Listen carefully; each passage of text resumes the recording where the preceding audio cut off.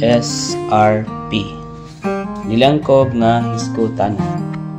Magkinabuhi sa Kristohanong kinabuhi, sa Kristiyanong kinabuhi diha sa pangagamhanan sa Dios alang sa pamatigayon sa Dios. Simana 4. Luhan, mahimong hulad ni Kristo ug magsinati ni Kristo nga magbalantay sa atong kalag. Nay duha ka punto nining mao nga uluhan. Mahimong hulad ni Kristo ug magsinati ni Kristo nga magbalantay sa atong kalag. Kining duha ka punto mo ang duha ka Roman numerals ug ang matag punto nagikan siya sa 1 Pedro kapitulo 2 punto 1 bersikulo 21. Kay alang niini gitawag mo kay nag-antos sab si Kristo alang ninyo ug nagbilin ninyo panig-ingnan aron makasunod mo sa iyang ginawian. Kay ang pulong nga panig-ingnan ug magsunod sa iyang ginawian. Kon ang nota dinhi nga wala kini magpasabot o pag-awat lang kaniya og sa iyang kinabuhi kundi sa paghulad kaniya tungod sa pagpahimulos nato kaniya ingon nga grasya diha sa atong mga pag-antos aron siya mismo isip espiritong nagpuyo sa sulod lakip sa tanang kadato sa iyang kinabuhi makahulad sa iyang kaugalingon sa sulod nato. Mahimo tang hulad sa orihinal nga kopyahan sa pagsulat dili inawat lang kaniya nga lugwa sa paghimo kaniyang dayag nga panig-ingnan nato. Kapitulo 2 sa basahon nga Life and Building gipadayag sa basahon sa mga sulat ni Pedro ang atong igsuon ang pagkopya sa pagsuon. Sabay kusgano natong tagag pagtagad nga gid nato sundon si Kristo sa gawasnon nga paagi. Ining kapituluhan ningon ta nga kopyahon gyud nato si Kristo. Imbes sunon si Kristo, kopyahon gyud nato siya. Dunay kalainan niini sa pagkopya ug sa pagsuon. Ang kanini ang pagsuon paghimo man sa usa ka butang nga sama sa usa ka butang, apan ang pagkopya paghimo man og sama gyud sa orihinal ang usa ka butang. Ang moderno nga paghimo nini mao ang gitawag og xeroxing. Kanang maningkamot sa atong kaugalingon nga pagpaningkamot, paghimo atong kaugalingon nga sama ni Kristo, pagsuon-suon man niya. Kana nga pagsuon-suon pagpiki man nadawat sa gikan sa tradisyon sa tradisyonal nga Kristiyanidad. Maningkamot gyud ta nga og sa pagsuon ni Kristo. Isang pagposible alang nato nga musuon ni Kristo kana nga pagsuon mahimo hinuong pagpiki ubos sa mga kondisyon ang mga unggoy makapahimo nga mobarog nga sama og tao. Apan ang paglakaw sa unggoy dili tinuod pagsuon-suon lamang kini ang pagtudlo sa mga tao nga musuon ni Kristo sama lang sa pagtudlo sa mga unggoy nga musuon sa tao sa pagbarog ug maulakaw niini. Wala kini mo dugtong sa pinadayag sa Biblia. 1 Pedro 2:21 nag-ingon kay bilin si Kristo og panig-ingnan aron makasunod mo sa iyang ginawian. Dili kini pagsuon kundi tinuod nga pagkopya sa pagkinabuhi ni Kristo dinhi sa yuta. Punto 2 nining maong mensaya mao ang kapitulo 2 bersikulo 25 ay sama mo sa mga karnero nga nahisalaag apan karon nahiuli na mo sa magbalantay ug maglalantaw sa inyong mga kalag.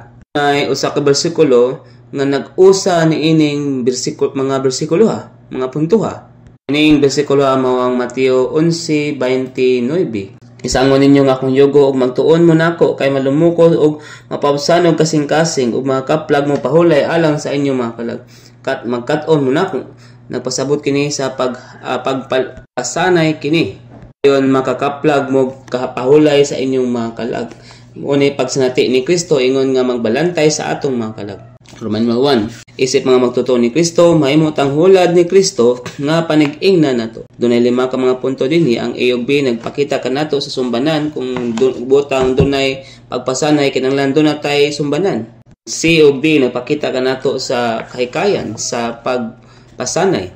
Ang kanang pulong pagkahimong pagpasanay sa iluhan kinahanglan man og mga proseso kahikayan. C may kalambigitan kini sa Dios nung kinabuhi. Nagpakita kinato nga kini nga kahikayan gipakita sa paghimo og Xerox copy. Ug ang E nagpakita kinato nga kini ang maong pagsinati ni Kristo sa tulo ka aspeto. Uno nga ingog nagpuyo nga ni nato. Ikaduha, nahulma nato. O ikatulo, nagbalay sa atong kasing-kasing. Letter A, ang pagkinabuhi ni Ginoong Hesus diha sa pangagahamanan sa Dios usa ka panag-ingnan aron mosunod ta sa iyang mga lakang pinaagi sa paghimo natong hulad niya unsa man ang hulmahan. Mao ang pagkinabuhi ni Ginoong Hesus ubos sa pangagahamanan sa Dios diha sa pangagahamanan sa Dios. Makita nato na sa 1 Pedro kapitulo 2 bersikulo 22-23. Sa wala magpakasala ni may panglimbong ba sa iyang baba. Kinsa sa gipasipatan siya, wala mo balo sa pagpasipala. Nagantos, wala siya manghulga. Kundili padayong nagtugyan sa tanan kaniya ang nga matarong yung naghukom. Siyang pagkinabuhi, nagantos siya. Apan ang iyang pagantos, dili tungod sa sala. Kundili, kay siya wala may sala. Kung wala siya magantos tungod kay nabuhat sa mga dautan. Kundili, iya lang gitugyan ang tanan kaniyang nga matarong yung naghukom. Sa ato pa ang iyang pagkinabuhi ubos gyud sa pangagamhanan sa Dios. Ug ang B, ang rigong pulong sa paniingnan sa 1 Pedro 2:21 nagpasabot og orihinal nga kopya nga gigamit sa pagtudlo sa pagsulat, kopyahanan sa pagsulat nga sinubay nga gigamit sa mga estudyante sa pagsubay sa mga letra samtang nakat-on sila sa pagsulat niini. Uno, gipakita ni Ginoong Hesus kanato ang iyang kinabuhi ingon nga pagsulat nga sinubay aron makopya nato kini sa pagsubay sa pagsunod nato sa iyang ginawian. Dos, dili tuyo sa Dios nga maningkamot ta sa pag-awat ni Kristo. Pinaagi sa kaugalingon natong paningkamot. Dili pag-awat ang gikinahanglan nato kundi paghulad. Si mahimo gyud tang hulad ni Kristo nga makopya ni Kristo pinaagi sa kahikayang naglakip sa kadato sa Dios tong kinabuhi. Sa mahuman na kining kahikayana mahimo kining hulad ni Kristo. D, magamit ang paghimong mga kopya sa paghulagway sa gipasabot ni Pedro nga nahimo si Kristo nga panag-ingnan nato. Sa mensahe 20 sa live study sa 1 Peter, ingon nga atong isuon. Aron mahimong Xerox copy ni Kristo, lahi kaayo kini sa pagsuon nato niya. Pakita tingalig sumbanan ang usa ka tawo para makatarong og tindog ang unggoy ug mutindog kini moawat sa tawo. Unya mulakaw ang tawo ug moawat ang unggoy kaniya sa paglakaw ginamit ang duha ka tiil. Apan inighuman sa pag-awat mobiya ang tawo ug mulakaw nasab ang unggoy ginamit ang upat ka tiil niini. Labing minos sa usa ka bahin kadtong mga magtutudlong nanudlo sa mga magtotoo nga moawat ni Kristo sama na sa tawo magbansay sa unggoy nga moawat sa tao. Ayan sa tao nga ang unggoy mukaon pinaagi sa kutsara o sa tinidor. Apan sa mahumana ang pagsuon-suon, ilabay sa unggoy ang kutsara o ang tinidor. O mubalik sa kasagaran niya nga kinaiya. Labing minos sa usa ka bahin kadtong mga magtutudlong nanudlo sa mga magtotoo nga muawat ni Kristo sama ra sa taong nagbansay sa unggoy nga muawat sa tao. Katuna nako nga ang pagsuon-suon ni Kristo dili gyud magsalir. Wala ta mo dasiga nga mo suon-suon ni Kristo niining mensahia. Imbes gihatod hinuon mo nako ngadto sa kadato ni Kristo, sa katahom sa Ginoo. Labot pa ang Dios nung kahayag o espirituhanong tinta double na nganhi nato. Kitang tanan ubos sa kahikayan sa espirituhanon nga pag-xerox. Ron og maghisgot ta sa xeroxing o photocopying. Proseso sa pag-photocopy or sa xeroxing kinahanglan tag 5 ka butang. Una, original nga kopya. Ikaduha, plain nga papel kanang dili gamit nga papel. Ikadulo ang ink. Upat ang kahayag. Ikalima mao ang kainit. Original nga kopya mao ang model. Pag kinabuhi ni Kristo ubos sa pangagamhanan sa Dios o diha sa pangagamhanan sa Dios, ang papel mao kita. Kinahanglan papel gyud ta nga walay sulat kay kung ginamit nga papel dili gyud ni makahimo og xerox copy or photocopy busa kinahanglan malimpyuhan ta. Sa ato pa kinahanglan motubos ta pag-una 1 Peter 1:18-19 ningon sa nasayran ninyo nga dili pinaagi sa mga butang nga madunot sa salapi og bulawan nga gitubos mo gikan sa inyong kawang nga pagkinabuhi nga napanunod ninyo sa inyong mga amahan kun dili pinaagi sa bililong dugo ingon sa usa ka korderong walay apan ug walay buling sa dugo ni Kristo. Apan kinahanglan sa taong maputli. Versikulo 22 ingon sanglit na putli na ninyo ang inyong mga kalag pinaagi sa inyong pagkamasanutanon sa kamatuoran ngadto sa walay pagminaot nga gugmang inigsuon maghigugmaay mo sa usag-usa sa mainiton gyud. Ang ikatulo, unsa man ang ink? Ingon ang 2 Corinto 2:3, ingon ang 2 Corinto 3:3, sanglit gikapakita naman mo nga sulat mo ni Kristo nga gipangalagaran namo, dili sinulat sa tinta kundi sa espiritu sa buhing Dios, dili sa mga papan nga bato kundi sa mga papan sa kasing-kasing nga unod. Usa ang tinta mao ang espiritu, karon unsa man ang kahayag? Ang 2 Pedro 1:19, og nabatunan nato ang pulong sa panagna nga gihimong labi pang malig-on nga maayo nga inyong pamation ingon sa sugang naghayag sa dapit nga mangitngit hangtod mo banag-banag ang adlaw og musubang sa inyong kasing-kasing ang bituon sa kabugason. Busa unsa man ang kahayag? Ang kahayag mao ang pulong sa Dios. Ang tinta mao ang espiritu, ang kahayag mao ang pulong. Busa sa atong gikinahanglan nato ang espiritu ug ang pulong, ug katapusan nagkinahanglan nato ang button aron ang pindutanan aron magsugod sa kinini ang Xerox copy. Ang espiritu mao ang pindutanan, unya ang mao ang pagtawag sa ngalan sa Ginoo. Kainit sa pagproseso sa pag-Xerox mo ang kahimtang diin naata. Kung magpabilin ta sa atong kahimtang diin gibutang ta sa Ginoo, ang kainit ang kaykayan sa paghimog Xeroxing mapalugwa dihaton. Dayon kan kini mga pulunga sa samang kapitulo sa Life and Building as revealed in Peter's epistles. Aron mahimong hulad ni Kristo nga panig-ingnan nato, sination gyud nato si Kristo nga may nabuhi sa sulod nato, gihulma sa sulod nato ug nagbalay sa atong kasing-kasing. Kinahanglan mo sanitay ta ni Kristo nga nabuhi nga ni nato, no? Gipadayag sa bag-ong tugon nga nalambigit gyud pag-ayo si Kristo sa tao nato sa sulod. Munang ang sunod nga tulo ka punto, may kalambigitan yun ka nato. Pag kinabuhi nato, nahulma nato, o naghimo og balay sa atong kasing-kasing. 2, nabuhi sa sulod nato ang nyumatikong Kristo, si Kristo nga espiritong taghatag og kinabuhi. Ang pamatigayon sa Dios mao nga ilansang gyud sa cross ang ako diha sa kamatayon ni Kristo og nabuhi si Kristo sa sulod nato diha sa iyang pagkabanhaw. B, usa ta ka espiritu sa Ginoo, usa ang kinabuhi nato kaniya ug mausa gyud ta ka persona kaniya karon. Si kay nagpuyo man si Kristo sa sulod nato ingon nga espiritu, pa kinabuhion gyud nato siya sa sulod nato. Ato pa kinahanglan tayo usa ka kinabuhi uban niya, usa ka persona diha niya ug tugotan siya nga magkinabuhi nga nato. 3, ang pagkahulma ni Kristo sa sulod nato kana mang mahingkod si Kristo sa sulod nato. Gipanganak si Kristo nga ni nato sa paghinusol ug pagtuo nato kaniya, unya nabuhi siya sa sulod nato sa atong Kristohanong kinabuhi ug sa katapusan mahulma siya sa atong sulod sa pagkahamtong nato. Ang paghulma ni Kristo sa sulod nato nagpasabot nga organiko tang maumulan ni Kristo. D, ang mahulma sa Galacia 4:19 nitakdo sa dagway sa 2 Corinto 3:18. Mahulma si Kristo sa sulod nato aron mapadayag nato siya sa iyang dagway. Ato pa unsa may pasabot kanang si Kristo mahulma nga ni nato. Kani ang pagbaton og Kristo nga nahingkod gani nato sa atong sulod. Tugutan siya nga okupar sa atong pagkatao, matagbahin sa atong pagkatao, ang maumulan ta ni Kristo sa organiko gyud aron makapadayag ta diha niya sa iyang dagway. Ug 4, si Kristo nga nabuhi sa sulod nato o gihulma sa sulod nato, nagbalay man sa atong kasing-kasing. Ug 5, samtang nabuhi sa sulod nato, nahulma sa sulod nato ug nagbalay si Kristo sa atong kasing-kasing, nahimutang hulad niya aron hiniusang mapadayag ang Dios. Karon mo ato ta sa Roman 2. Sa mahimutang hulad ni Kristo, makasinati og makapahimulos ta ni Kristo nga magbantay sa atong kalag.